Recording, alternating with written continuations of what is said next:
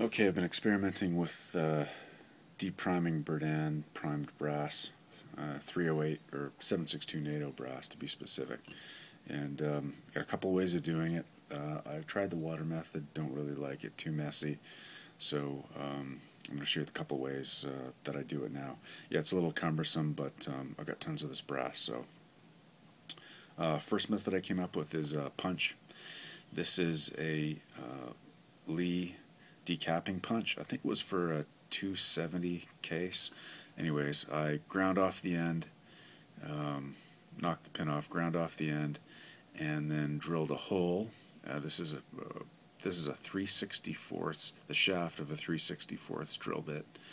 I drilled a hole in the end of this pin, offset, and then maybe 4 or 5 millimeters, and then sank this pin in and secured it with a little JB weld. Now, what works for quite a few cases, this is German DAG brass.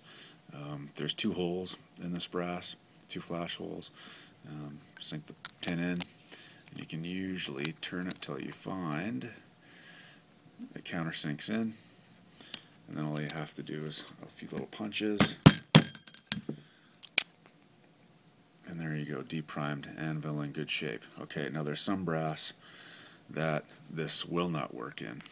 This is Portuguese brass, and the flash holes for some reason are just a little smaller, so you cannot use the punch method with this. So what I ended up doing is buying a Berdan decapping tool. You may have seen these already. Yes, they're cumbersome, but really they're not too bad. They work fairly well. The trick is to get this pin adjusted just right, and also when you first try to decap it, or you basically use like a can opener, you try and get that pin right where the primer meets the brass.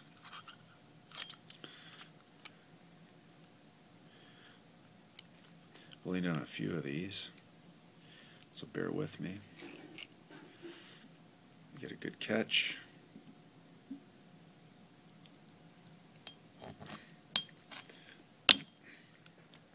And there we go. Out it comes. Anvil's in good shape, and easy peasy.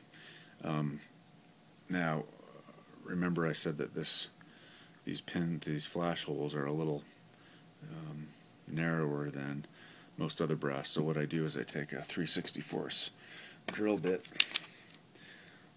At least I used to take a 3/64 drill bit. There we go.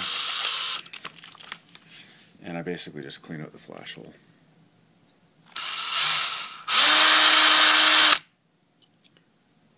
Flash holes.